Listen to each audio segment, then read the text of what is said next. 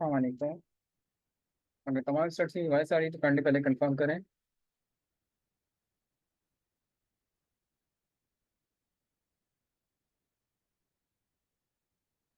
सही है। Thank you so much. अच्छी स्टूडेंट फाइनेंशियल बिजनेस मॉडलिंग हमारा कंटिन्यू था। और लास्ट क्लास में फाइनेंशियल फंक्शन डेप्रिसिएशन फंक्शन हमारे कंप्लीट हो गए थे। आज इंशाल्लाह बजटिंग फॉरकास्टिंग के हवाले से हम वर्किंग करना चाह रहे हैं। और आज जो टॉपिक करवा रहा हूँ सबसे पहले वो है आपके पास गोल सी। गोल सी एक बजटिंग फॉरकास्टिंग का बड़ा ही बेहतरीन टॉपिक है। अब यहाँ पर आके आप देखें, सामने आपने लोन लिया हुआ है बैंक से 9 लाख रुपए का। इंटरेस्ट रेट बैंक चार्ज कर रहा है 5%। और 6 साल तक लिमिटेड। हमें ये पता है हमने लोन कितना लिया हुआ है, हमें पता है बैंक इंटरेस्ट रेट कितना चार्ज कर रहा है, हमें पता है कितने साल तक लिमिटेड है। हमें क्या नहीं पता कि मंथली पेमेंट कितनी करनी है। मंथली पेमेंट करने का फॉर्मूला कौन सा लगाएंगे, बता सकते हैं? मंथली पेमेंट ऑन करने के लिए कौन सा फॉर्मूला लगेगा?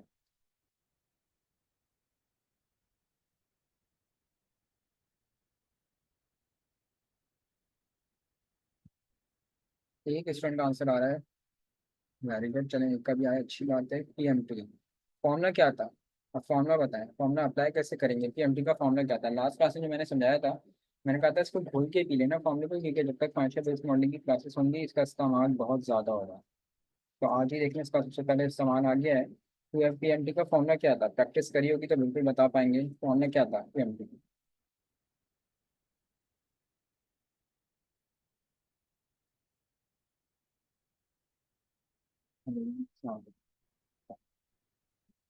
पीएमटी का फॉर्मूला क्या था?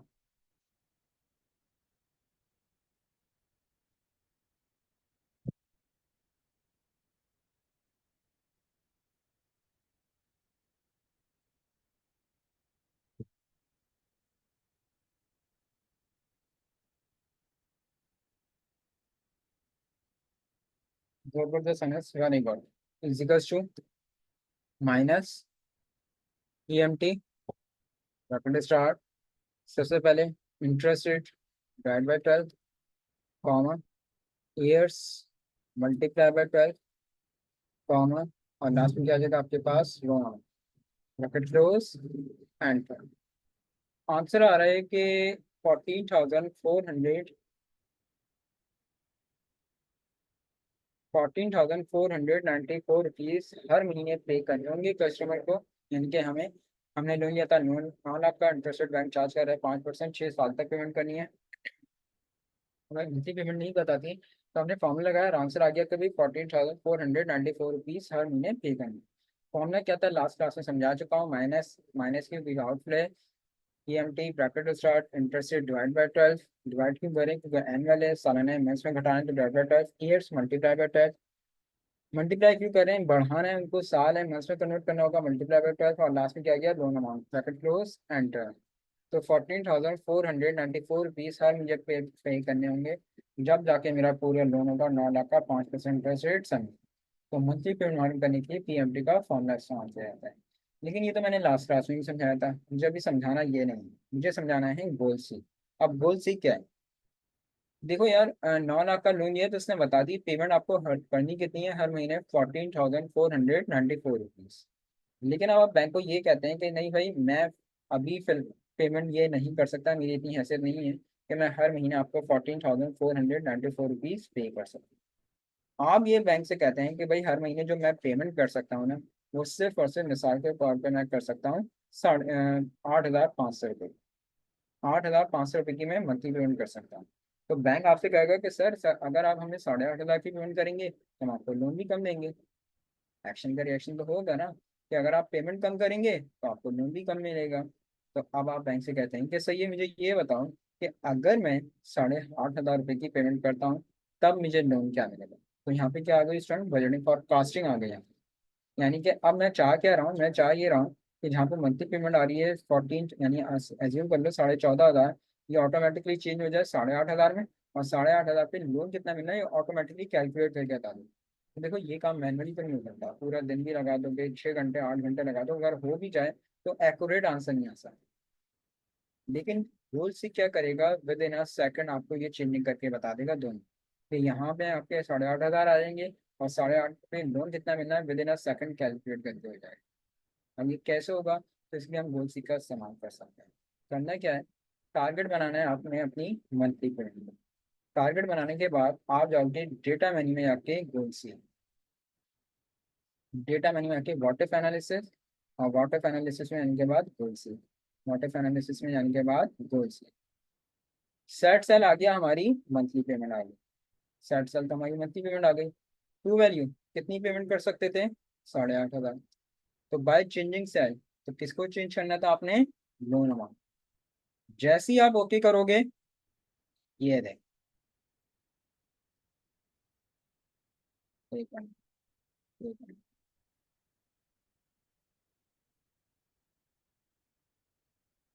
मंथली पेमेंट आ गई। टू वैल्यू कितनी पेमेंट कर सकते हैं, 8,500 रुपये। तो बाय चेंजिंग सेल किसको चेंज करे, आपके लोन अमाउंट को चेंज करना था। ओके करोगे, एक मिनट, ये चेंज,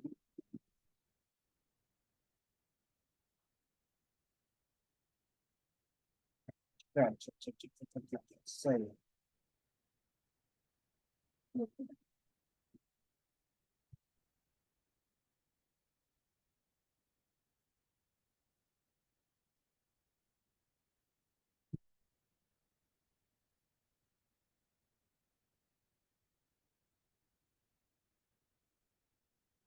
करके देखते हैं इसको, डेटा मैन्यू में आते हैं हम लोग, वाटर एनालिसिस, कोई सी, सेट सर आ गया मेरी मंथली पेमेंट।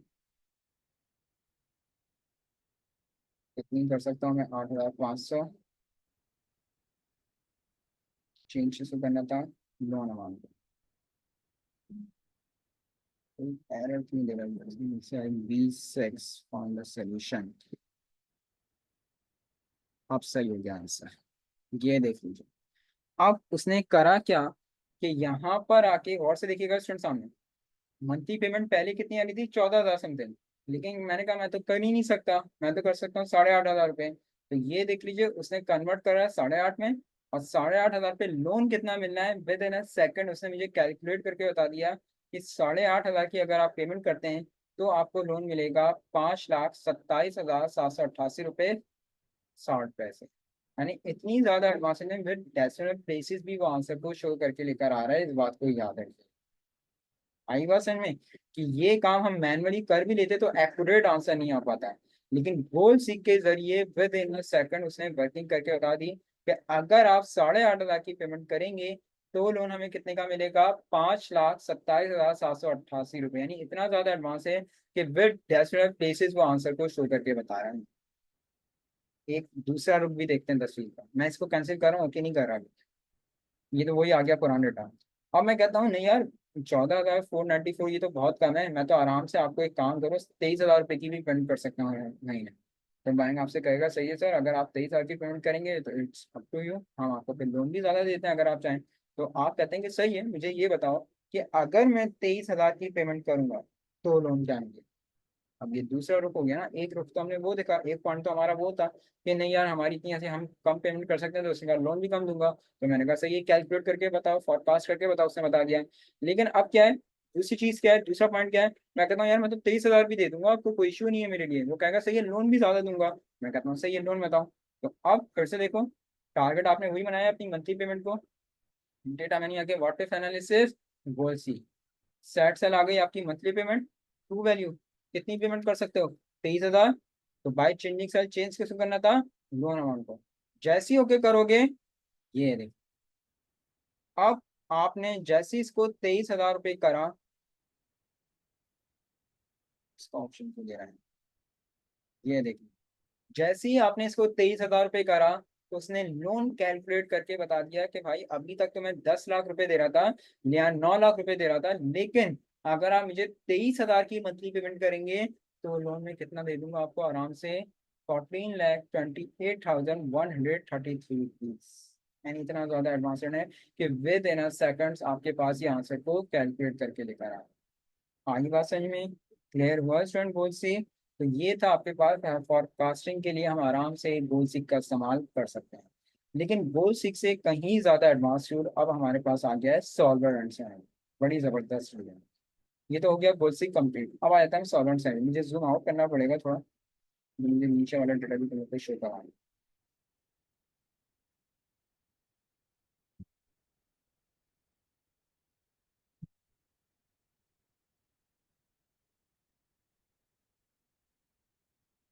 अच्छा जी, सॉल्वर एंड सिनेरियो क्या है।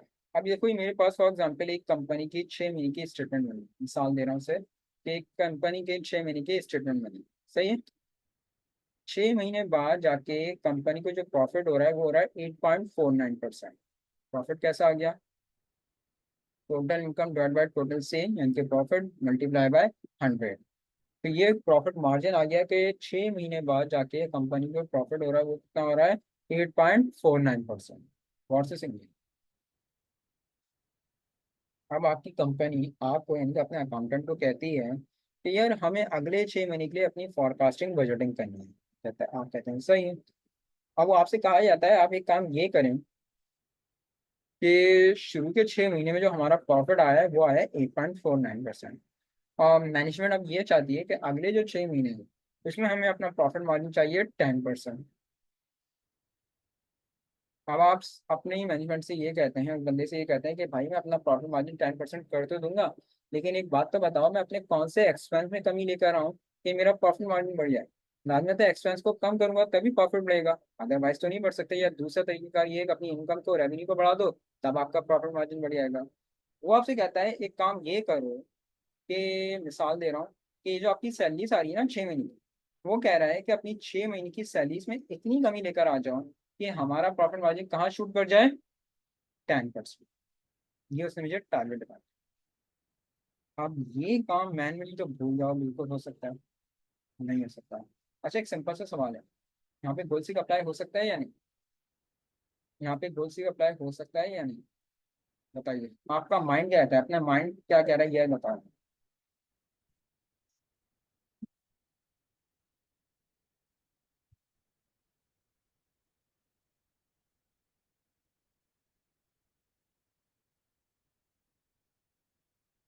तमाम स्टूडेंट्स, यहाँ पे गोल सीक अप्लाई हो सकता है या नहीं।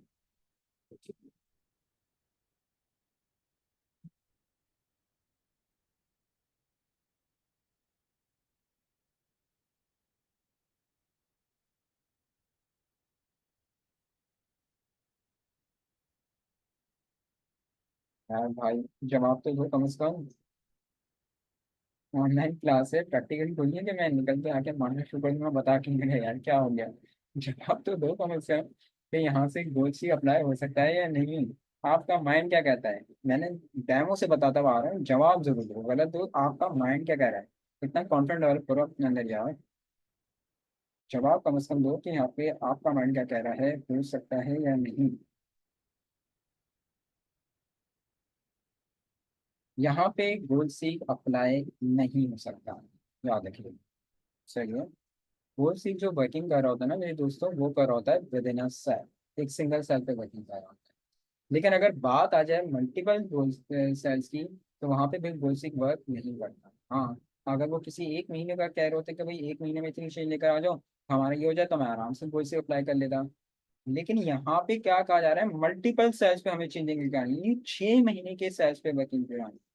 आई बस समझ में स्टूडेंट्स, यहाँ पे कह क्या रहे हैं, यहाँ पे कह रहे हैं कि भाई 6 महीने में इतनी कमी लेकर आ जाओ कि हमारा प्रॉफिट मार्जिन कहाँ शूट कर जाए, 10%। तो यहाँ पे गोल सीक अप्लाई नहीं हो सकता। गोल सीक थोड़ा सा पुराना या आउटडेटेड इसलिए हुआ कि within a cell working कर रहा होता है। लेकिन अगर बात आ जाए मल्टीपल सेल्स की, तो वहां पे फिर गोल सीक से कहीं ज्यादा एडवांस चीज आ गई है, सॉल्वेंट सिनेरियो आ गई। अब कॉन्सेप्ट हुआ कि अगर कोई भी पूछ ले कि भाई यहाँ पे गोल सी भी तो अप्लाई हो सकता था, तो आप कहेंगे नहीं भाई यहाँ पे नहीं हो सकता, क्योंकि goal seek within a cell working कर रहा होता है। तो अगर बात आ जाए मल्टीपल सेल्स की, तो वहां पर आके फिर हम लोग इस्तेमाल करते हैं सॉल्वर, और उसके साथ सिनेरियो का इस्तेमाल होता है। अच्छा, ये एक तो उसने ये टारगेट तुम लोग को डिफाइन करा मैनेजमेंट ने कि यार हमें अपनी कंपनी का प्रॉफिट मार्जिन चाहिए 10%, और अपनी सैलरीज में इतनी कमी लेकर आ जाओ कि हमारा प्रॉफिट मार्जिन 10% में शूट कर जाए। वो तीन टारगेट आपको डिफाइन करती है मैनेजमेंट। वो कहती है एक टारगेट तो ये 10% वाला हो गया। अच्छा, अब दूसरा टारगेट आपका ये है कि हमें अपनी कंपनी का प्रॉफिट मार्जिन चाहिए 12%। और एक काम करो दो चीजों में, मिसलेनियस और ओवरहेड में। वो कहता है मिसलेनियस और ओवरहेड में इतनी कमी लेकर आ जाओ कि हमारा प्रॉफिट मार्जिन कहाँ शूट कर जाए, 12% पे। ये दूसरा टारगेट है आपका। एक और टारगेट उन्होंने डिफाइन करा है। तीसरा टारगेट वो डिफाइन करते हैं कि अगले 6 महीने के लिए हमें प्रॉफिट मार्जिन चाहिए 13%। और एक काम ये करो कि मिसाल के तौर पे ये जो कॉस्ट ऑफ गुड्स सोल्ड आ रही है ना, अगले 6 महीने में कॉस्ट ऑफ गुड्स सोल्ड में इतनी कमी लेकर आ जाओ कि हमारा प्रॉफिट मार्जिन कहाँ शूट कर जाए, 13%। वालेकुम अस्सलाम। अगले 6 महीने के लिए हमारा प्रॉफिट मार्जिन कहाँ शूट कर जाए, 13%। ये कह के वो मैनेजमेंट का बंदा ये जा वो जा हो गया, और आपके ऊपर ये उसने जिम्मेदारी लगा दी, ये बजटिंग फोरकास्टिंग की, कि अगले 6 महीने के लिए ये 3 टारगेट हमें डिफाइन करके बता दो कि इन चीज़ों में जो हमने आपको बताई है कितनी कितनी कमी लेकर आए, कि अगले 6 महीने के लिए हमारे प्रॉफिट मार्जिन इस तरह से हो जाए, लाइक 10%, 12%, 13%। ये देखा जाए तो वाकई में बहुत मुश्किल काम है। चलो एक होता तो सही नहीं आता, थोड़ी बहुत करके 1-2 घंटे में या 6 घंटे में हम वर्किंग कर ही लेते कि नहीं, लेकिन इसलिए 3 टारगेट डिफाइन कर दिए, तो ये काम मैनुअली तो फिर भूल ही जाओ। लेकिन ये जो सॉल्वर है ना, ये विद इन अ सेकंड ये पूरी वर्किंग करके आपको विद इन अ सेकंड। आई बात समझ में? करना क्या है स्टूडेंट, गौर से लिखिए। अच्छा, सॉल्वर अप्लाई कहाँ से होता है? सॉल्वर अप्लाई होता है डेटा मेन्यू में जाके, सॉल्वर, डेटा मेन्यू में जाके, सॉल्वर। लेकिन जब आप लोग घर में प्रैक्टिस करेंगे तो हो सकता है कुछ दोस्तों के पास सॉल्वर का ऑप्शन नहीं आ रहा। सॉल्वर के ऑप्शन को एक्टिवेट ऐड करवाना पड़ता है। जैसे याद है एडवांस कमांड में सब टोटल का बताया था कि सब टोटल को ऐड करवाना पड़ता है, वैसे सॉल्वर का ऑप्शन ऐड नहीं होता, इसको भी ऐड करवाना पड़ता है। तो सॉल्वर का ऑप्शन कैसे और कहाँ से ऐड होता है देख लो इसको। इमरान मेरे दोस्त, शेयर की जाएगी वीडियो, बहुत मुश्किल हो जाएगा क्योंकि दूर सीख का कॉन्सेप्ट पूरा देख सकता हूँ, सॉल्वर अभी समझा रहा हूँ, ये देख लो। वीडियो शेयरिंग इसलिए की जाती है कि अगर किसी स्टूडेंट की कोई चीज़ मिस हो जाए या लेट एंटर हो तो बाद में वो आराम से देख सकते हैं, कोई इशू नहीं। देख लेना, अगर नहीं आया तो नेक्स्ट क्लास में कोशिश करूंगा एक बार फिर से ओवरव्यू दे दूँ फास्ट टाइम। सही है। अच्छा, अभी मैं बता रहा हूँ, पहले तो सॉल्वर ऐड कहाँ से होता है। सॉल्वर ऐड होता है, बिल्कुल होगा सर, बिल्कुल होगा। फाइल मेन्यू में जाके, नहीं 2021 में ये भी देख लेना। है तो सही है, अगर नहीं है असर तो ऐड करवा सकते हो। कैसे ऐड करवा सकते हो वो बता रहा हूँ। फाइल मेन्यू में जाओगे, फाइल मेन्यू में जाने के बाद ऑप्शंस में चले जाना। ऑप्शंस में जाने के बाद कस्टमाइज रिबन में आ जाना। ऑप्शंस में जाने के बाद कस्टमाइज रिबन में आ जाओगे। कस्टमाइज रिबन में आने के बाद यहाँ पे आके ऑल कमांड ले लोगे। यहाँ पे क्या ले लोगे, ऑल कमांड।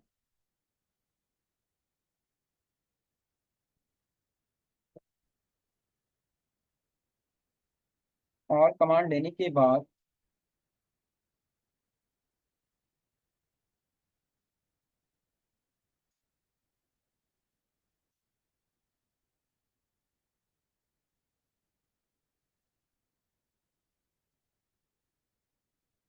अच्छा जी, एक मिनट भाई, तेरे को यहाँ से क्यों करवाना, इसको यहाँ से देख लेता हूँ ना मैं।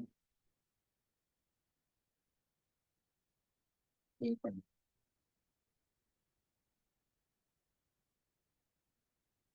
अच्छा, मतलब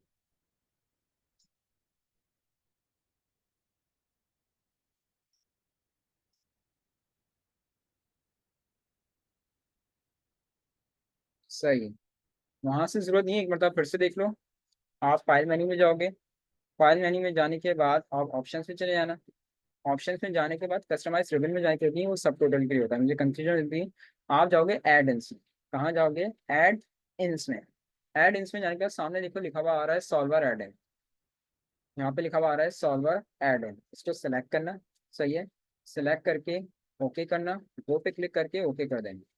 ओके करोगे तो एक विंडो ओपन हो जाएगी, उस विंडो में सॉल्वर लिखा हुआ आ रहा होगा, सॉल्वर को सिलेक्ट करना और सिलेक्ट करने के बाद ओके कर देना। जैसे ही ओके करोगे यहाँ पर आके डेटा मेन्यू में आके सॉल्वर आपके पास यहाँ पे ऐड करवा देगा।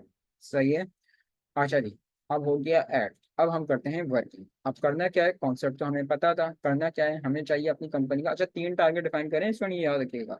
अभी पहले तो हमें पहले टारगेट पे वर्किंग करनी है। तो पहला टारगेट क्या था, वो चाह रहे हैं कि हमें अपने 6 महीने के लिए अपनी सैलरीज में इतनी कमी लेकर आनी है सैलरीज में कि हमारा प्रॉफिट मार्जिन कहाँ शूट कर जाए, 10 पे शूट कर जाए। क्या करना है आपको, जहीर, हमें अपनी कंपनी की प्रॉफिट मार्जिन चाहिए 10%, और 6 महीने की सैलरीज में कमी लेकर आनी है कि हमारा प्रॉफिट मार्जिन 10% पे शूट कर जाए। तो अब क्या करेंगे जहीर स्टूडेंट, इसके लिए हमने टारगेट बना लिया अपने प्रॉफिट मार्जिन को। सही है। फाइल मेन्यू में जाओगे जहीर, फाइल मेन्यू में जाने के बाद ऑप्शंस में जाओगे। ऑप्शंस में जाने के बाद सामने लिखा हुआ आ रहा होगा तुम लोग के पास सॉल्वर, इसमें एडेंस में। एडेंस में आने के बाद सामने लिखा आ रहा होगा सॉल्वर एडेन, यहाँ पे सॉल्वर एडेन में आ जाना और वो पे क्लिक करके ओके कर देना। तो यहाँ पे सॉल्वर ऐड हो जाएगा। राइट सही। अब आपने जाना है डेटा मेन्यू में जाके सॉल्वर। गौर से देखिएगा स्टूडेंट, सेट टारगेट यानी सेट ऑब्जेक्टिव आ गया आपका, ये आपका प्रॉफिट मार्जिन। सही है। आपने क्लिक करना है वैल्यू ऑफ पे। वैल्यू ऑफ पे क्लिक करने के बाद कितना चाहिए था आपको अपना प्रॉफिट मार्जिन? 10 चाहिए था। उसके बाद बाय चेंजिंग वेरिएबल सेल, 10 लिखने के बाद यहाँ पर आके क्लिक करोगे बाय चेंजिंग वेरिएबल सेल। और किसको चेंज करवाना था हमें? सैलरीज को। ये 6 महीने की सैलरीज को सेलेक्ट कर लें। ये 6 महीने की सैलरीज को आपने सेलेक्ट कर लिया। वापस इस मैग्नीफाइंग ग्लास पे क्लिक करा, और क्लिक करने के बाद आप सॉल्व पे क्लिक करोगे। गौर से देखना सामने, जैसे ही सॉल्व पे क्लिक करोगे, ये देखिए आपका प्रॉफिट मार्जिन कर दिया उसने 10%, और उसने 6 महीने में ये कमी करके बता दी। अब उसने बता दिया कि अगले 6 महीने में अगर अपनी सैलरी में इतनी इतनी कमी लेकर आते हो तो हमारा प्रॉफिट मार्जिन कहाँ शूट कर जाएगा? 10 पे शूट कर जाएगा। ऐसा जबरदस्त चीज, यानी इतना ज्यादा एडवांस है कि बट डेसिमल प्लेसेस आंसर को यहाँ पर आके आपको ये शो करेगा। अब आपने क्या करना है, उसने आंसर तो दे दिया, और से देखना सामने, आपने क्या करना है, इसको करना है आपने सेव सिनेरियो। आपने क्या करना है? Save scenario. सिनेरियो को जो नाम देना चाहो तुम लोग दे सकते हो। अल्फा न्यूमेरिक नाम भी दे सकते हो, न्यूमेरिक नाम भी दे सकते हो, अल्फा नाम भी दे सकते हो, जो देना चाहो दे सकते हो। मैं कह रहा हूँ सिनेरियो का नाम दे रहा हूँ 10। ओके कर देना 10 लिखकर, और ओके के बाद कैंसिल कर देना। ओके के बाद कैंसिल कर देना ताकि पुराना वाला वो जो 8.49 था वो वापस आ जाए, क्योंकि ये सिनेरियो में हमने इसको सेव करवा दिया। ओके करके कैंसिल कर दें। अब वही आता है 8.49%। अच्छा, अब हमारा दूसरा टारगेट क्या था? हमें अपना प्रॉफिट मार्जिन चाहिए था 10%, और अपनी मिसलेनियस और ओवरहेड में इतनी कमी लेकर आनी थी कि हमारा प्रॉफिट मार्जिन कहाँ शूट कर जाए? 10% को। नहीं समझ आया जिन स्टूडेंट को, फिर से देखिए। हमने टारगेट बनाने अपने प्रॉफिट मार्जिन को, डेटा मेन्यू में जाके सॉल्वर, सॉल्वर में जाने के बाद सेट ऑब्जेक्टिव या सेट टारगेट भी लिखा हुआ आ सकता है यहाँ पे, बात एक ही है। तो वो क्या होगा? वो होगा आपका प्रॉफिट मार्जिन। वैल्यू ऑफ पे आपने क्लिक करा, कितना चाहिए था हमें? अब सेकंड टास्क क्या था हमारा? 12। और यहाँ पर आके क्लिक करोगे मैग्नीफाइंग ग्लास पे, किसको चेंजिंग, किसमें चेंजिंग लेकर आनी थी? मिसलेनियस और ओवरहेड। तो मिसलेनियस और ओवरहेड दोनों एक साथ हमने सेलेक्ट कर लिए। वापस मैग्नीफाइंग ग्लास पे क्लिक करोगे और सॉर्ट पे क्लिक करोगे। जैसे ही सॉर्ट पे क्लिक करोगे, प्रॉफिट मार्जिन कर दिया उसने 12, और उसने बता दिया कि अगले अब 12 महीने में, सॉरी अगले 6 महीने अगर इतनी इतनी कमी लेकर आ जाए तो मिसलेनियस और ओवरहेड में, तो हमारा प्रॉफिट मार्जिन कहाँ शूट कर जाएगा? 12%। सेफ सिनेरियो, क्या नाम देना चाह रहे हो? मैंने कहा 12। ओके करो, और ओके के बाद इसको लाजमी कैंसिल कर देना ताकि पुराना वाला वापस आए। एंड द लास्ट टारगेट क्या था? हमें अपना प्रॉफिट मार्जिन चाहिए था 13%, और कमी किसमें लेकर आनी थी हमें? किसमें कमी लेकर आनी थी?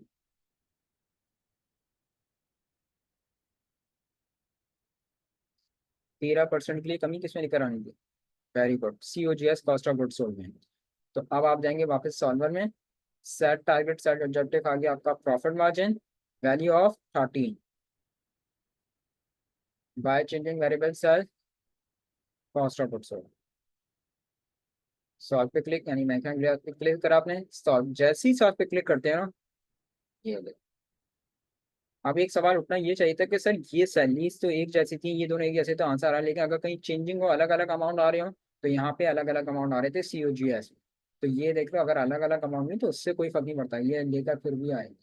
इसमें हर महीने में अलग अलग अमाउंट था, तो इसने देख लो वर्किंग करके ये भी बता दी। तो इसने कहा अगले 6 महीने में अगर हर मंथ इस लिहाज से वर्किंग करते हैं, आप कॉस्ट लिंकिंग करते हैं, तो आपका प्रॉफिट मार्जिन कहाँ शूट कर जाएगा? 13 पे। वही बात, इसको क्या करना है आपने? सेव सिनेरियो, नाम दे दिया आपने 13। ओके करोगे, और क्या लाजमी कैंसिल कर दें ताकि पुराना वाला वापस आ गया भी है। अब आते हैं आपका मैनेज, आपकी मैनेजमेंट आती है, कहती है कहीं भाई ये तो वही आ रहा है, तो हमने सेव का करवाया था सिनेरियो में। तो अब आप कहाँ जाएंगे? डेटा मेन्यू में आके what if analysis scenario manager. मैं कहूँगा सर हमारा पुराना वाला था 8.49%, आपने शो करवाया था, पहले आपने 10 का टारगेट दिया था, तो मैं 10 पे क्लिक करिए, शो करूंगा, जैसे ही शो करूंगा स्टूडेंट, ये देखो। अच्छा, अब क्या करना होगा आपने, एक के बाद दूसरा शो नहीं करवाना, क्योंकि वो क्या करेगा फिर एक दूसरे के ऊपर ओवर राइड करना शुरू हो जाएंगे, एक दूसरे के ऊपर ओवर राइड होना शुरू हो जाएंगे। आपने एक शो करवा दिया, अब आप इसको अंडू कर देना, यानी कंट्रोल Z करके पुराना वाला वापस लेकर आना। अब मैं कहूँगा सर दूसरा टारगेट था हमारा कौन सा? दूसरा टारगेट था हमारा 12 का, सिनेरियो मैनेजर में गए 12 देन शो, ये देखिए। और लास्ट टारगेट था हमारा कौन सा, 13 का। तो अब मैं जाऊंगा सिनेरियो मैनेजर में 13 देन शो, ये देखिए। आ गई बात समझ में, क्लियर है जबरदस्त चीज। अब एक दो सवाल आए, पहले मैं वो देख लूँ।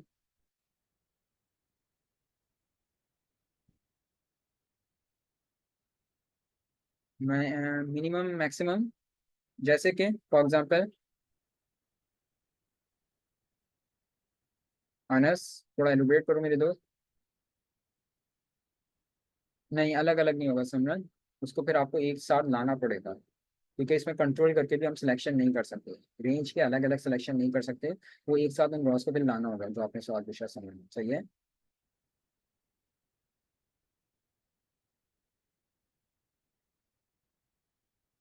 जी अनस मेरे दोस्त।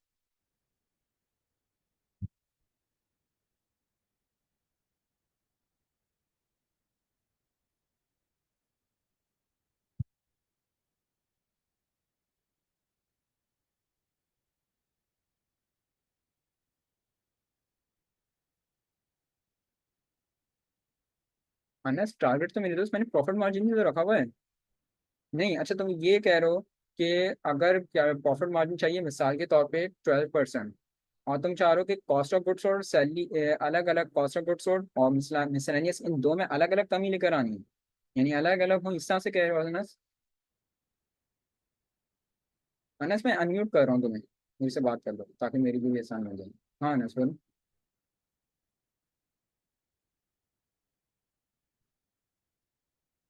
अनस मैंने अनम्यूट करा हुआ है, दो एक मिनट, वॉइस से बहुत कम आ रही है अनस।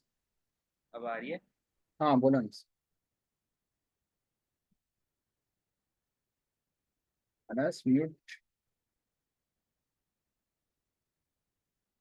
जी सर, आवाज आ रही है। बिल्कुल आ रही है अनस, बोलिए।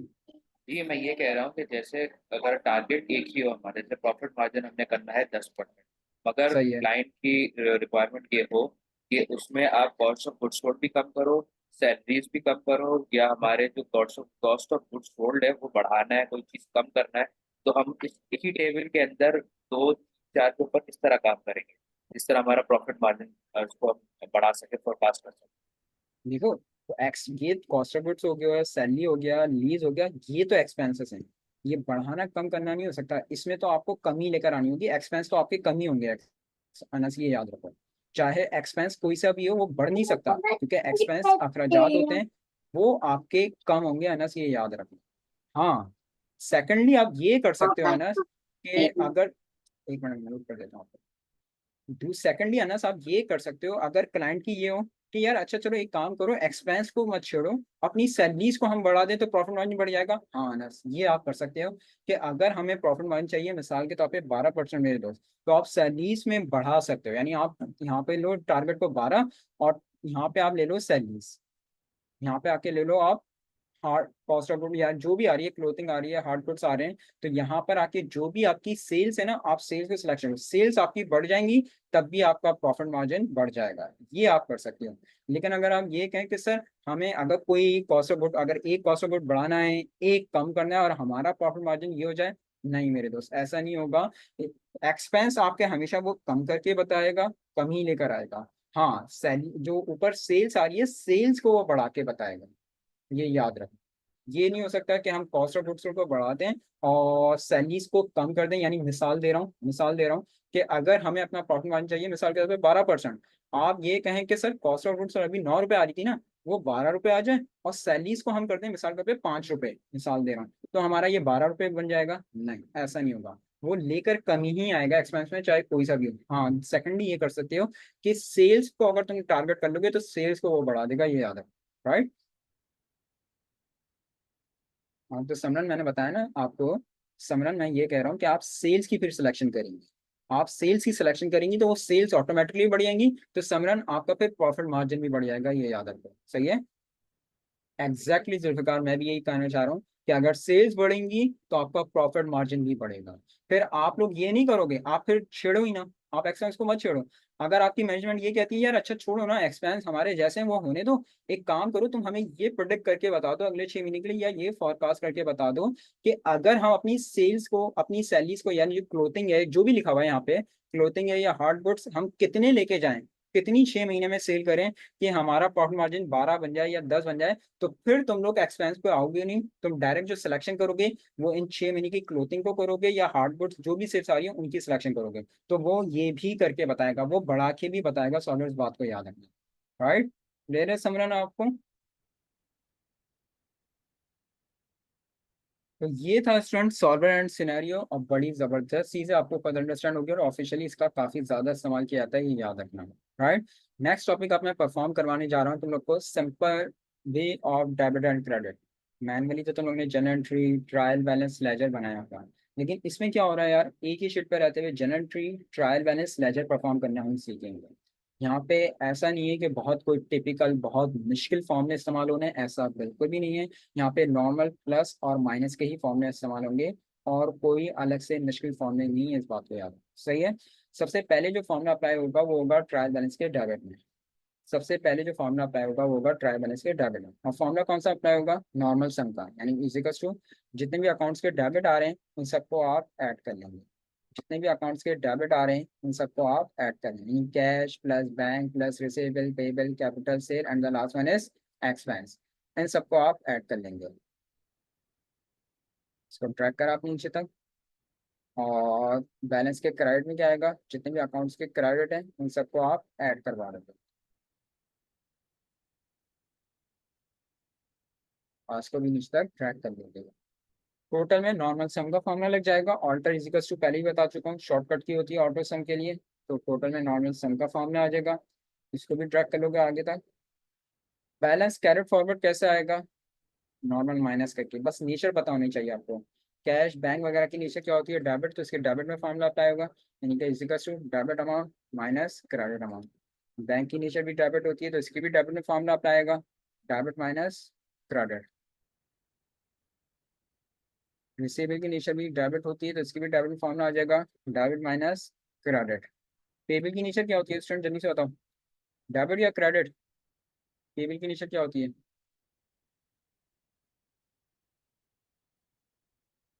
क्रेडिट होती है तो इसके क्रेडिट में फॉर्मूला आ जाएगा आपके पास, equals to credit minus debit. Capital की नेचर भी क्रेडिट होती है तो equals to credit minus debit. Sale की नेचर डेबिट होती है क्रेडिट होती है, सेल्स की,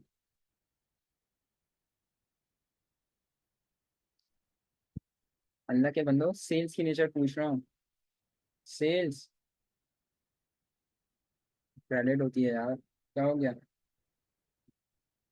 डेबिट माइनस क्रेडिट। एक्सपेंस की नेचर क्या होती है, एक्सपेंस क्रेडिट होती है ना, एक्सपेंस क्रेडिट होता होगा फिर, शुक्र, एक्सपेंस का सही बताया, डेबिट होता है, डेबिट माइनस क्रेडिट।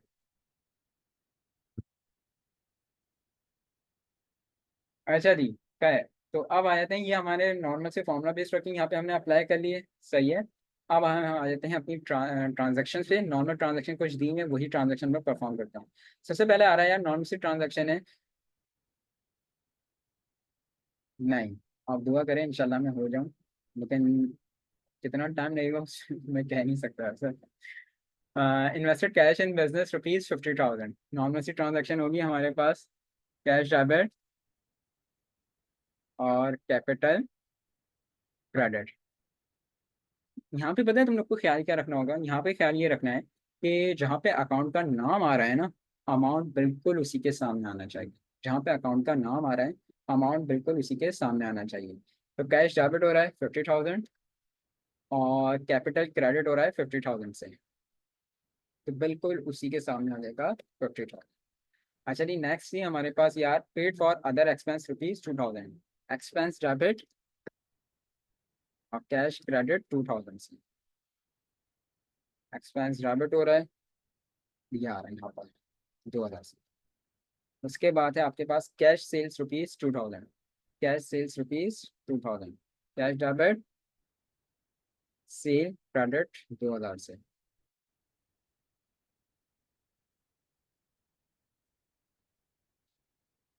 फिर है आप लोगों के पास मेरे दोस्तों, cash deposit in bank rupees 5,000।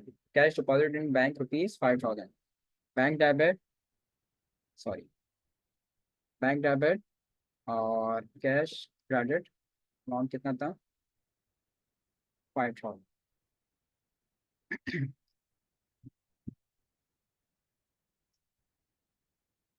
Cash debit, bank debit हो जाएगा 5,000 से। सेकंड लास्ट आ गई हमारे पास क्रेडिट से रुपीज 5,000। तो यहाँ पे क्या आना चाहिए हमारे पास? अकाउंट रिसेबल, डेबिट और सेल क्रेडिट 5,000। और सेल क्रेडिट करोगे 5,000 से। And the last one is paid office rent from cash rupees 10,000। Expense debit, cash credit. Amount था आई थिंक 10,000। यहाँ पे बस मैंने क्या कहा आप लोग को कि जहाँ पे ये ख्याल रखना होगा, जबकि है बहुत सिंपल सा ख्याल। यहाँ पे बस ये रखना है कि जहाँ पे अकाउंट का नाम आ रहा है ना, अमाउंट बिल्कुल उसी के सामने लिखना है। तो ये हो गया 10,000 से। ट्रायल बैलेंस का प्रूफ क्या होता है, सही बनाए या गलत बनाए स्टूडेंट? ट्रायल बैलेंस का प्रूफ क्या होता है कि हमने सही बनाया है या गलत बनाया है? जी,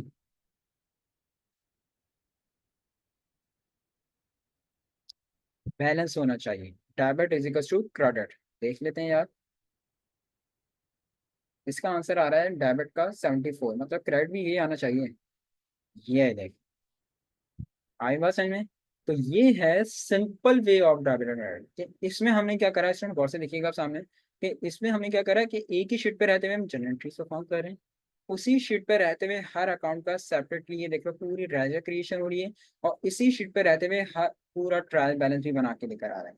और इसमें देखो बैलेंस कैरेट फॉरवर्ड भी शो कर रहा है अगले महीने। तो ये उन शॉप्स के लिए, या उन कंपनीज के लिए, या उन डिस्ट्रीब्यूटर के लिए, या उस बिजनेस के लिए तो बेहतर है ये वाला मॉड्यूल, कि जहाँ पे हेड ऑफ अकाउंट्स की तादाद कम है। ये 5 हैं, 6 हैं, 10 हैं, बहुत हुआ तो यार 12 से 13 हो। क्योंकि अगर इससे ज्यादा होंगे तो ये फिर टिपिकल हो जाएगा, क्योंकि कहाँ तक कितना आगे तक लेके जाओगे। ये तो बहुत ज्यादा होंगे तो ये तो और मर्जर होके बहुत बड़ा बन जाएगा, और ये फिर कंफ्यूजन क्रिएट करेगा। लेकिन ये वहाँ के लिए बहुत ज्यादा बेहतर है, उन बिजनेस के लिए या उन डिस्ट्रीब्यूटर के लिए, उन शॉप्स के लिए खास तौर पे, जहाँ हेड ऑफ अकाउंट्स की तादाद कम हो, कि 10 हो, 12 हो, बहुत हुआ 15 हो। इससे ज्यादा होगा तो बेहतर नहीं। कि इसमें क्या हो रहा है कि एक ही शीट पे रहते हुए, ये देख लीजिए हमने ट्रीज को फॉर्म कर रहे हैं, इसी शीट पे रहते हुए पूरा लेजर क्रिएशन हो रही है, और इसी शीट पे रहते हुए पूरा ट्रायल बैलेंस भी बना के लेकर आ रहा है। और हर अकाउंट का बैलेंस कैरेट फॉरवर्ड भी शो कर रहा है। राइट। लेकिन अगर हम वही बात करें कि सर अगर हमारे अकाउंट की तादाद ज्यादा है तो फिर क्या करें, कुछ ना कुछ ऐसा होना तो चाहिए ना। बिल्कुल है। वो अब जो करवाने जा रहा हूँ वो है एक ईआरपी मॉड्यूल। ये समझ में आ गया? ये बहुत सिंपल सा था, इसमें बहुत बहुत मुश्किल चीजें कोई नहीं है। बहुत नॉर्मल से प्लस के और माइनस के हमें यहाँ पे फॉर्मूला अप्लाई करेंगे बस। हाँ, मैंने कहा एक ख्याल ये रखोगे कि जहाँ पे अकाउंट का नाम आ रहा है ना, अमाउंट भी बिल्कुल उसी के सामने आना चाहिए। बस तुम लोग ने ये थोड़ा सा ख्याल रखना है। तो ये याद रखना, ये वाला मॉड्यूल फिर से कह रहा हूँ वहाँ के लिए सही है जहाँ पे हेड ऑफ अकाउंट्स की तादाद कम है। लेकिन अगर हेड ऑफ अकाउंट्स की तादाद ज्यादा है तो फिर क्या करें? अब जो मॉड्यूल करवाने जा रहा हूँ वो बड़ा ही जबरदस्त है। 1 मिनट पहले मैं अपने पास शीट ओपन करूँ। जी सर, चेक कर दो क्या क्या चाहिए। जब तक मैं शीट ओपन कर रहा हूँ यार, हम लोग के दूसरे वाले मॉड्यूल की, पहले इसको डिलीट करने फिर तुम लोग के साथ शेयर करते हैं।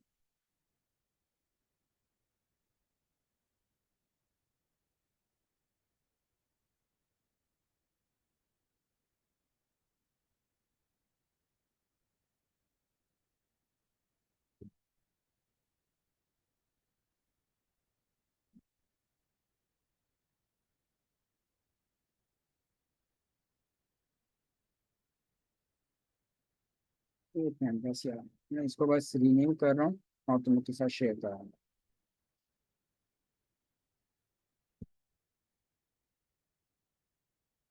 हाँ मेरे दोस्त असद, यार ये वाली चीज़ें जो है ना, ये आप एडमिन से कांटेक्ट कर लें, क्योंकि हम तो सिर्फ डिलीवर कर रहे होते हैं क्लास, ये सारी चीज़ें एडमिन देख रही होती है। तो एडमिन इंशाल्लाह बहुत बेहतरीन गाइडलाइन आपको प्रोवाइड कर लेंगे। ओहो, ये तो बड़ा मसला है। चलो एक काम करता हूँ, मैं एडमिन से भी कांटेक्ट करूंगा ना, तो मैं खुद उनको बोल देता हूँ तो तुम एडमिन को एक काम करना, मैसेज छोड़ देना, मैं तुम्हारा नाम लेके ये मैसेज छोड़ दूंगा कि फला फला स्टूडेंट को प्रॉब्लम आ रही है, तो काइंडली इसको देख लो। तो इंशाल्लाह हो सके एडमिन जवाब जरूर दे देंगे। सही है। लेकिन तुम्हें एहतियातन एक मैसेज फिर से छोड़ देना ताकि उनको भी पता चल जाए, और फिर मैं तुम्हारा नाम लेके ये मैसेज उनको दे दूँ। राइट।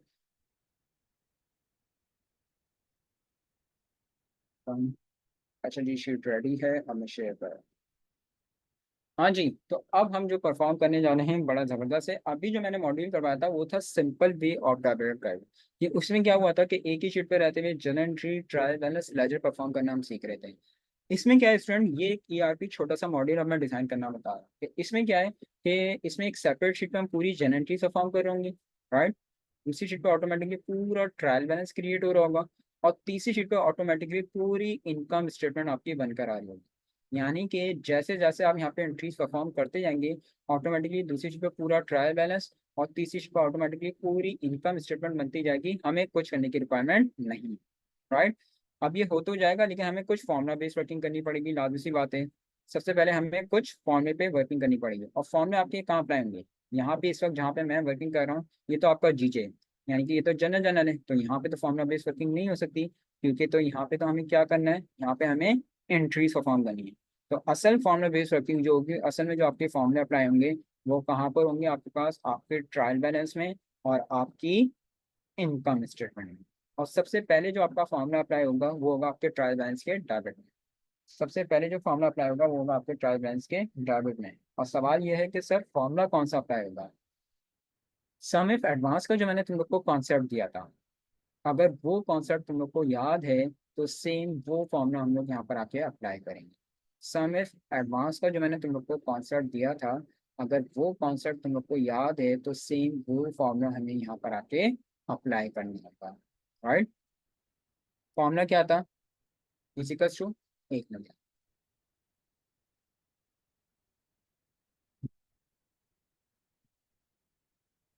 फॉर्मूला क्या था हमारे पास? इजिकल्स टू, सामने थोड़ा सा जूम कर देता हूँ ताकि तुम लोग को आसानी हो जाए। Equals to sum if bracket star. सबसे पहले कह रहा है रेंज बताओ सम करना कहाँ से। तो लाजमी सी बात है यार, ट्रायल बैलेंस का लिंक किससे बनेगा? जीजे यानी जनरल जनरल से बनेगा। तो सम इफ ब्रैकेट स्टार्ट, आप जाओगे जनरल जनरल पे, और अकाउंट नेम से लेके जहाँ तक एंट्रीज परफॉर्म करनी है वहाँ तक के पूरा डेटा सेलेक्ट कर लेना। जहाँ तक की एंट्रीज परफॉर्म करनी है वहाँ तक के पूरा डेटा सेलेक्ट कर लेंगे। डेट का कॉलम सेलेक्ट नहीं करना, क्योंकि फॉर्मूला डेट को एक्सेप्ट नहीं करेगा। तो अकाउंट नेम से लेके जहाँ तक एंट्रीज परफॉर्म करनी है वहाँ तक के पूरा डेटा सेलेक्ट करा। यहीं पे रहते हुए F4, यानी कि फंक्शन की प्रेस करोगे F4 डॉलर के साइन के लिए, यहीं पे रहते हुए कॉमा। राइट। वापस आओगे ट्रायल बैलेंस में। ट्रायल बैलेंस में आने का जो भी पहला अकाउंट है वो पहला अकाउंट सेलेक्ट करेंगे। जो भी पहला अकाउंट होगा वो पहला अकाउंट सेलेक्ट करोगे। वो कहता है पीछे रेंज तो दे दी, सही है, मैं समझ गया, लेकिन क्राइटेरिया टारगेट क्या है? तो क्राइटेरिया टारगेट में ट्रायल बैलेंस का जो भी पहला अकाउंट होगा वो पहला अकाउंट सेलेक्ट कर लेना, कॉमा। अब वो कहता है कि यार आपने मुझे रेंज बता दी कि वहां से सम करना है, सही है, मैं समझ गया। यहाँ पे आके आपने मुझे क्राइटेरिया टारगेट डिफाइन कर दिया, ये भी सही है। लेकिन आप एक बात तो बताएं कि पीछे जो रेंज लेकर आ रहे हैं वो तो एक बहुत बड़ी रेंज दी आपने, वहां से किस तरह से सम रेंज बताया ना कि वहां से किस कॉलम का सम करना है। तो देखो यार, अभी मैं फॉर्मूला लगा किस में रहा हूँ? टैबलेट में लगा रहा हूँ। तो लाजमी आते हैं वहाँ पे सम भी किसका करना होगा? आपको टैबलेट का करना होगा। तो अब आप क्या करेंगे? फॉर्मे के बाद वापस जाएंगे जनरल जनरल में, और पूरा डेबिट कॉलम सेलेक्ट कर लेंगे। पूरा डेबिट कॉलम सेलेक्ट कर लेंगे। जनरल में आके पूरा डेबिट कॉलम सेलेक्ट करोगे। यहीं पे रहते हुए F4 डॉलर का साइन लगाओगे, यहीं पे रहते हुए ब्रैकेट क्लोज, और यहीं पे रहते हुए एंटर। और इस फॉर्मूले को नीचे तक आप ड्रैग कर लेंगे। इस फॉर्मूले को नीचे तक आप ड्रैग कर लेंगे। सेम यही फॉर्मूला क्रेडिट में भी लगेगा, सिर्फ एक छोटा सा चेंज आएगा। अगर किसी को नहीं समझ आया फिर से देख लो, सेम यही फॉर्मूला इस्तेमाल करेंगे, एक छोटा सा चेंज आएगा। इजिकल्स टू,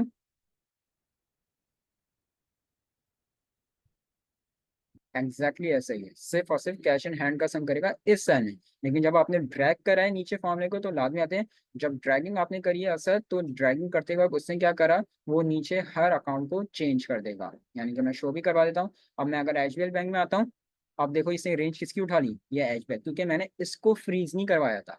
याद है ना फ्रीज का कॉन्सेप्ट? इसको मैंने फ्रीज नहीं करवाया था, तो वो नीचे लिंक चेंज करता जा रहा है और वही अकाउंट उठा रहा है जो उसके सामने वाला है। ये देखो, बाकी जो फ्रीज था वही फ्रीज हो रहा है। सही है, हर स्पेसिफिक अकाउंट का वो सम करेगा। अच्छा जी, क्रेडिट मैंने का एक सेम फॉर्मूला आएगा, एक छोटा सा चेंज आएगा, equals to sum if bracket star. अच्छा, आप लोग मुझे बता सकते हैं चेंज क्या आना चाहिए? मैं फॉर्मूला तो बता ही रहा हूँ, चेंज क्या आना चाहिए बता सकते हो?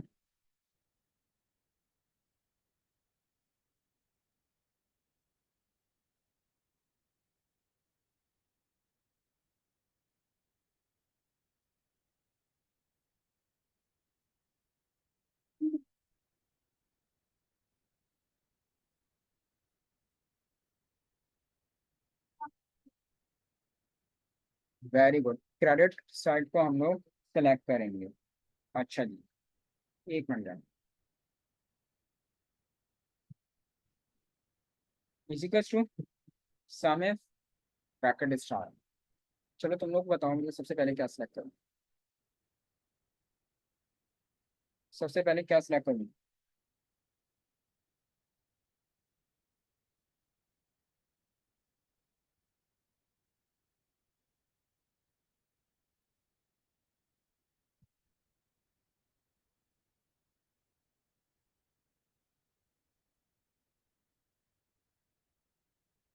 इजिकल्स to sum if bracket star. सबसे पहले रेंज लेंगे जिसका आपको सम करना है। तो आप जाएंगे किस पे?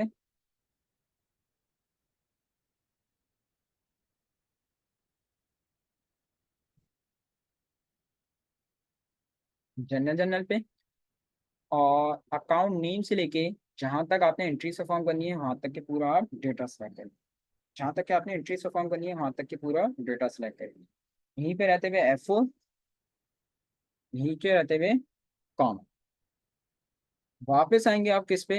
ट्रायल बैलेंस पे। और ट्रायल बैलेंस में आने के बाद जो भी पहला अकाउंट है, पहला अकाउंट सेलेक्ट करेंगे। जो भी पहला अकाउंट हो। यहाँ तक तो बिल्कुल सेम फॉर्मूला था। अब चेंज क्या आ जाएगा? अब फॉर्मूला लगा किस में रहे? क्रेडिट में लगा रहे हैं। तो लाजमी आते हैं आपको सम किसका करना होगा? क्रेडिट का करना होगा। तो बस ये चेंज आएगा, कॉमे के बाद आप जाओगे जीजे पे, जनरल पे, और पूरा क्रेडिट कॉलम सेलेक्ट कर लोगे जहां तक कि आपने एंट्रीज परफॉर्म करनी है। पूरा क्रेडिट कॉलम सेलेक्ट करोगे जहां तक कि आपने एंट्रीज परफॉर्म करनी है। यहीं पे रहते हुए F4 है, यहीं पे रहते हुए ब्रैकेट क्लोज है, और यहीं पे रहते हुए एंटर प्रेस करना है। इस बात को गौर से सुन लो मेरी बात। इस बात को याद रखना, चाहे आप डेबिट में फॉर्म लगा रहे थे या क्रेडिट में, आखिर में जब आप डेबिट या क्रेडिट कॉलम सेलेक्ट कर रहे हैं तो यहीं पे F4, यहीं पे ब्रैकेट क्लोज, यहीं पे एंटर है। अगर आपने ये करा कि F4 प्रेस कर दिया यहाँ पे, लेकिन आप ट्रायल बैलेंस में आके ब्रैकेट क्लोज और एंटर करो, पूरा फॉर्मूला गलत हो जाएगा, क्योंकि लिंक वो फिर दूसरे को उठा लेगा। तो यहीं पे रहते हुए F4 है, यहीं पे रहते हुए ब्रैकेट क्लोज है, यहीं पे रहते हुए एंटर प्रेस करना है। इस बात को याद, और इसको भी आप नीचे तक ट्रैक करें। सही है, बैलेंस में सिंपल सा फॉर्मूला हो जाएगा, equals to debit minus credit, equals to debit minus credit. और इसको भी नीचे से ड्रैग करना। अब आ जाते हैं हम लोग इनकम स्टेटमेंट में। अब आ जाते हैं हम लोग इनकम स्टेटमेंट में।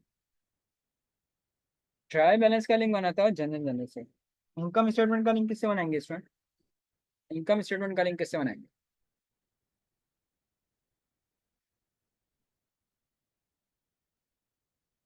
वेरी गुड, इसका लिंक बनेगा आपके पास ट्रायल बैलेंस से।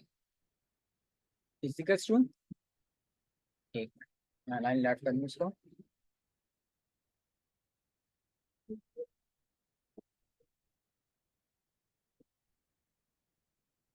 इजिकल्स to sum if bracket start. सबसे पहले कह रहा है रेंज बताओ सम कहाँ से करना है। तो ट्रायल बैलेंस में गए, पूरा डेटा सेलेक्ट करा, यहीं पे रहते हुए F4, यहीं पे रहते हुए कॉमा। वापस जाओगे इनकम स्टेटमेंट में, जो भी पहला अकाउंट है, पहला अकाउंट सेलेक्ट करोगे, कॉमा। रेवेन्यू का ताल्लुक किससे होता है? डेबिट से या क्रेडिट से? रेवेन्यू की बिलोंगिंग किससे होती है? डेबिट से या क्रेडिट से?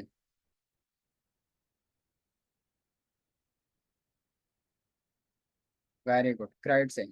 तो कॉमे के बाद चले आना ट्रायल बैलेंस में, आप पूरा क्रेडिट कॉलम सेलेक्ट कर लोगे। यहीं पे रहते हुए F4, यहीं पे रहते हुए ब्रैकेट क्लोज, और यहीं पे रहते हुए एंटर। और जहां तक रेवेन्यू आ रहा है, वहां तक फॉर्मूले को ट्रैक करोगे। टोटल रेवेन्यू नॉर्मल सम का फॉर्मूला अप्लाई कर लेना। सही है। अब आ जाते हैं हम लोग cost of goods sold. Same formula, एक छोटा सा चेंज आएगा। सम इफ ब्रैकेट स्टार्ट, रेंज क्या है, तो ट्रायल बैलेंस में गए, पूरा डेटा सेलेक्ट करा, यहीं पे रहते हुए एफ ओ, यहीं पे रहते हुए कॉमा, वापस आओगे इनकम स्टेटमेंट में, जो भी पहला अकाउंट है सीओजीएस का पहला अकाउंट सेलेक्ट करा। सीओजीएस का ताल्लुक किससे होता है, डेबिट या क्रेडिट? वेरी गुड, डेबिट से होता है। तो कॉमे के बाद वापस चले गए ट्रायल बैलेंस में, और पूरा डेबिट कॉलम सेलेक्ट करा, यहीं पे रहते हुए एफ ओ, यहीं पे रहते हुए ब्रैकेट क्लोज, और यहीं पे रहते हुए एंटर। अब अगर हमारे पास परचेज रिटर्न वगैरह होगा तो वो तो नॉर्मल माइनस होकर आ जाएगी, लेकिन ये तो नहीं है हमारे पास। तो क्या करोगे, इजिकल्स टू जो भी परचेज आ रही है उसी पे क्लिक करके एंटर कर देना। ग्रॉस प्रॉफिट कैसे आएगा भाई, ग्रॉस प्रॉफिट कैसे मालूम करेंगे?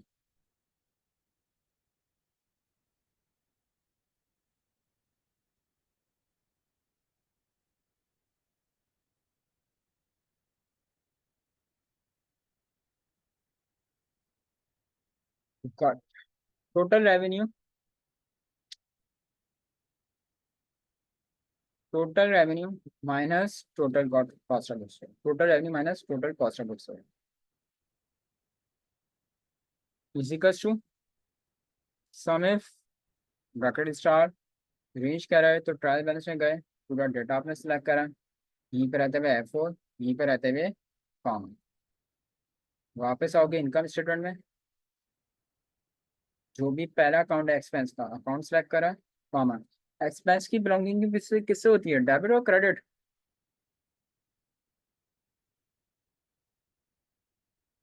वेरी गुड, डेबिट से होती है। तो कॉमी के बाद पूरा डेबिट कॉलम आ जाएगा, F O, bracket close, then enter, और इसको भी आप नीचे तक ट्रैक कर लीजिए। टोटल एक्सपेंस नॉर्मल सम का फॉर्मूला आ गया। नेट प्रॉफिट या लॉस कैसे आएगा, नेट प्रॉफिट या लॉस कैसे आएगा?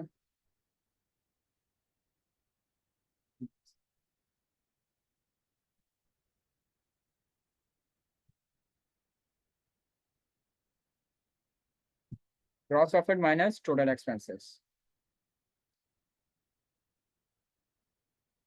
अगर वो वहाँ पे जनरल टीम में परफॉर्म होंगी तो इसका इम्पैक्ट भी यहाँ पे आ जाएगा। असर, अगर एंट्रीज परफॉर्म हो रही होंगी तो उसका इम्पैक्ट भी यहाँ पे आएगा। ग्रॉस नेट प्रॉफिट या लॉस कैसे आएगा, जो भी आपके पास ग्रॉस प्रॉफिट था उसमें से हमने टोटल एक्सपेंस को माइनस कर दिया तो वो आ गया नेट प्रॉफिट या लॉस। तो यहाँ पर आके देखें स्टूडेंट, हमारी ट्रांजेक्शन्स कंप्लीट हुई। अब हमें सिंपल करना क्या है कि यहाँ पर आके हमें एंट्रीज को परफॉर्म करना है, जनरल एंट्रीज परफॉर्म करना है। यहाँ पर आके पूरा ट्रायल बैलेंस क्रिएट हो रहा होगा, और यहाँ पर आके पूरी इनकम स्टेटमेंट परफॉर्म होगी। कुछ ट्रांजैक्शंस हैं जो मैंने लिखी है, वही ट्रांजैक्शन हम लोग परफॉर्म कर लेते हैं। फर्स्ट ट्रांजैक्शन आ रही है आपके पास, on and message cash in business ₹1 million. बताइए क्या डेबिट होगा क्या क्रेडिट होगा, on and message cash in business ₹1 million.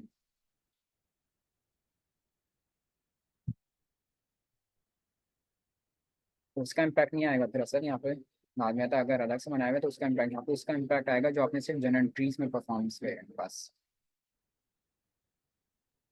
Cash debit और कैपिटल क्रेडिट। तो कैश इन हैंड डेबिट और कैपिटल क्रेडिट, नरेशन दे दी हमने। ऑनर इन्वेस्टमेंट, डेबिट में डेबिट अमाउंट आ गया आपके पास 1 मिलियन, और क्रेडिट में क्रेडिट अमाउंट आ गया 1 मिलियन। नेक्स्ट ट्रांजेक्शन देख लेते हैं हमारे पास क्या है। Deposit cash in bank ₹3 lakh, deposit cash in bank ₹3 lakh. बताइए क्या डेबिट करूं क्या क्रेडिट करूं? Deposit cash in bank ₹3 lakh.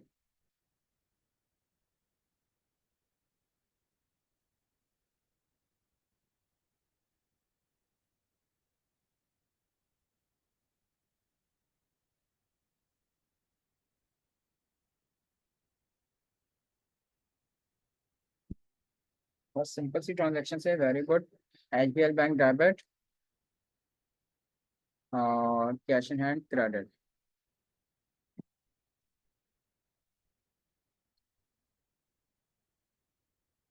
3 lakh.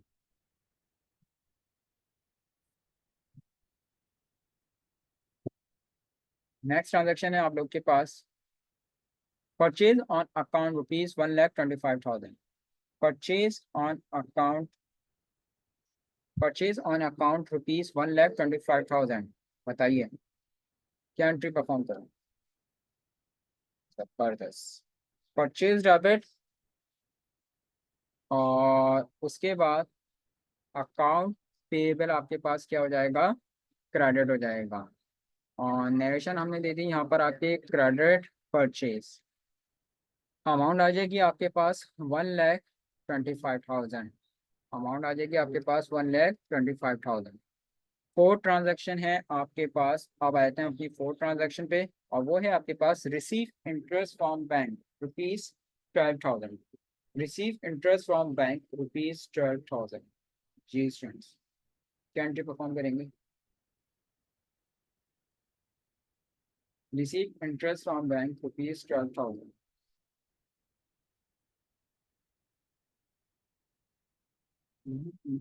ये नहीं।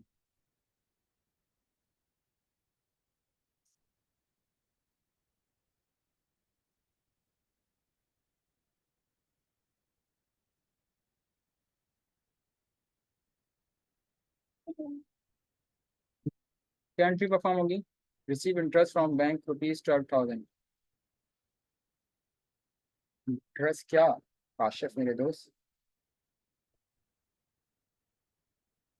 Bank debit,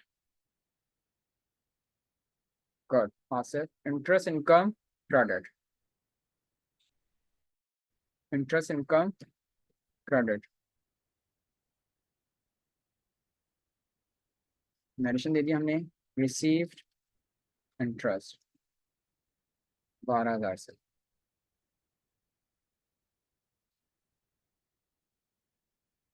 second last transaction देख लेते हैं। Paid salaries to employees ₹1,50,000। Paid salaries to employees ₹1,50,000। बताइए।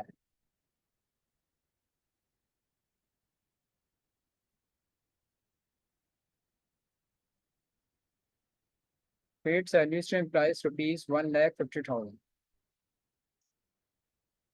असल बैंक नहीं होगा मेरे दोस्त। याद रखो, जब कुछ लिखा हुआ नहीं होता है ना तो उसको कंसीडर किया जाता है कैश। हाँ, अगर बैंक लिखा होता है तो बैंक हम कंसीडर करें, लेकिन अगर कुछ भी नहीं लिखा हुआ तो उसको फिर कंसीडर कैश किया जाता है, हमेशा याद रखें।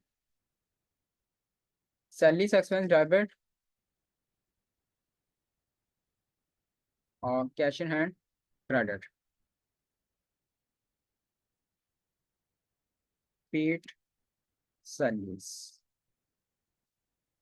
150 क्या थी, 1,50,000। और अब हम अपनी लास्ट ट्रांजेक्शन परफॉर्म करने जा रहे हैं, और वो है आपके पास sales on cash ₹2,00,000। Sales on cash ₹2,00,000। जी बताइए क्या एंट्री परफॉर्म करेंगे। जबरदस्त। कैश इन हैंड डेबिट और sale credit. Cash sales 2,00,000।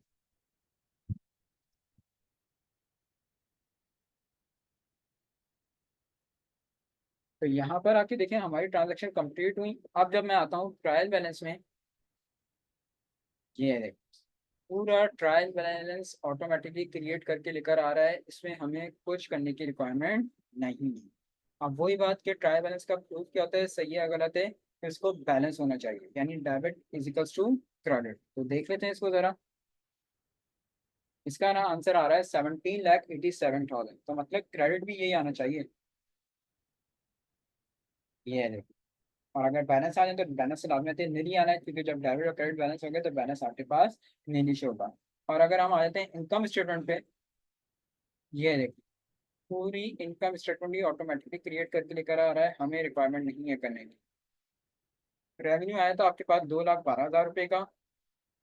Gross profit, cost of goods sold I 1,25,000 रुपये की। ग्रॉस प्रॉफिट आया था 87,000 का, लेकिन अभी तक हमारे एक्सपेंस हो गए ज़्यादा, तो अभी तक नेट प्रॉफिट नहीं हमें बल्कि नेट लॉस हो रहा है, कितने का, 63,000।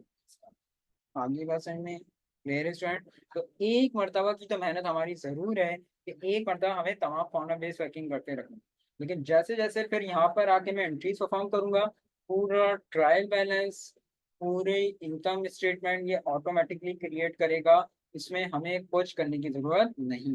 राइट। अच्छा, अब एक चीज और से समझिएगा इस बात को और देखिएगा, आपने तमाम वर्किंग कर ली, आपने एंट्रीज परफॉर्म कर ली, आपका आंसर भी आ गया, लेकिन आंसर तो आया लेकिन ट्रायल बैलेंस प्रूव नहीं है। जबकि आपने फॉर्मूले भी चेक कर लिए कि फॉर्मूले भी आपने सही लगाए, फिर भी आंसर सही नहीं आ रहा है, यानी debit is equal to credit में फर्क आ रहा है। ऐसा किस सिचुएशन में होगा? फॉर्मूले जबकि आपने चेक कर लिए, फॉर्मूले सही है आपने देख लिया, इसकी दो सिचुएशन हो सकती है। पहली सिचुएशन गौर से देखिएगा सामने, अह, यहाँ पे लिखा हुआ है कैश इन हैंड, सही है। ये मेरे से स्पेलिंग मिस्टेक हो गई। अब जब मैं आता हूँ ट्रायल बैलेंस में, ये ले, पूरा आंसर बता। अगर स्पेलिंग, ये पहली सिचुएशन, अगर मैं सही कर लेता हूँ यहाँ पर, ये आंसर सही हो जाएगा। पहली सिचुएशन थी। स्पेलिंग मिस्टेक बहुत दूर की बात है। ये लिखा हुआ है परचेज स्पेस एंटर, ये देख सकते। अगर एक स्पेस की मिस्टेक भी आ जाएगी ना, पूरा आंसर गलत होगा। इसको सही करो, या आपको सही कर देंगे। कोई तरीकेकार है कि हम इससे बच जाएं? क्या हो सकता है, समझा के आ चुका हूँ लास्ट क्लासेस में। हाँ, मैंने ये भी बताया था कि बिजनेस फाइनेंशियल मॉडलिंग में टॉपिक आएगा, उसमें इसका कॉन्सेप्ट और अच्छे तरीके से क्लियर हो जाएगा। बहुत इजी कर दिया, अब बता दो क्या चीज़ अप्लाई कर सकते हैं। कोई क्या चीज़ है जो इससे बच जाए हम लोग की जो गलती आ रही है? बताइए।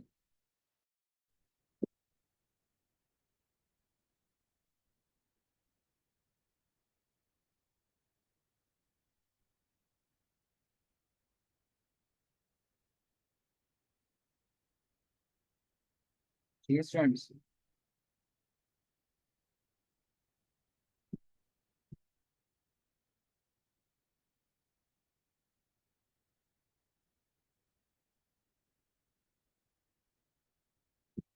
टॉपिक का नेम क्या था इमरान मेरे दोस्त? नाम क्या था उस टॉपिक का?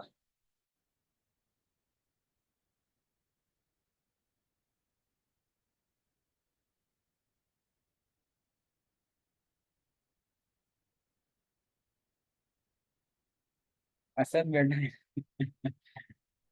असल यहाँ पे हम लोग, ये ना, वो नहीं खेल नहीं रहे, तुक्के मार रहे हो तुम सर, ये तो नहीं था। ऐसा नहीं होगा सर, एक्यूरेट आंसर चाहिए बेटा। अच्छा, डेटा वैलिडेशन भी असल मैंने, सॉरी अब्दुल्ला, मैंने दो बताई थी। एक सिंपल बताई थी, एक एडवांस बताई थी अब्दुल्ला।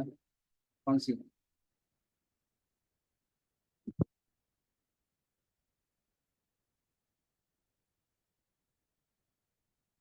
है, तोड़ तोड़ के हर किसी का थोड़ा थोड़ा कोई पार्टिसिपेट कर रहा है तो जवाब बन ही जाएगा। खैर बिल्कुल सही है, इमरान ने आंसर दिया था कि लेस बनाते हैं। लेस का टॉपिक क्या था वो बताया अब्दुल्ला ने, डेटा वैलिडेशन। लेकिन डेटा वैलिडेशन भी दो थी, तो यहाँ पे जो अप्लाई होगी वो होगी डेटा वैलिडेशन सिंपल।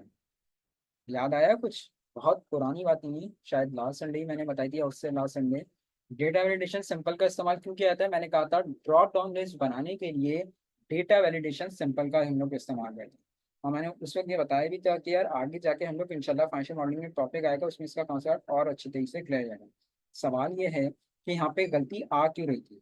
गलती आ इसलिए रही थी कि जो टाइपिंग हमने यहाँ करी थी, वो टाइपिंग हम यहाँ नहीं कर पा रहे थे, जनरल जनरल में नहीं कर पा रहे थे। इसलिए वो क्रॉस मैच नहीं कर पा रहा था, उसको ऐड नहीं कर पा रहा था, और वहाँ पे वो फर्क डिफरेंस लेकर आ रहा था। तो इसका आसान सर क्या है इसमें?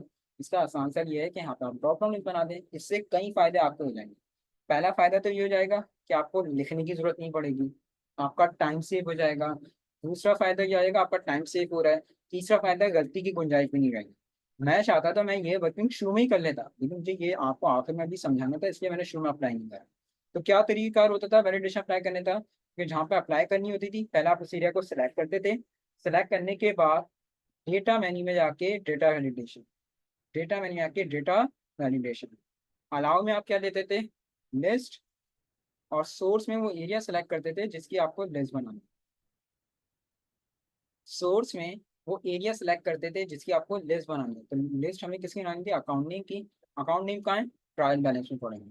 तो सारे ट्रायल बैलेंस के अकाउंट नेम आप सेलेक्ट कर लेंगे। ट्रायल बैलेंस के सारे अकाउंट नेम आपने सेलेक्ट कर लिए और ओके कर दिया। आप देखो उसका फायदा क्या हुआ। आप जो भी मुझे डेबिट और क्रेडिट करना है, लिस्ट बन कर आ गई।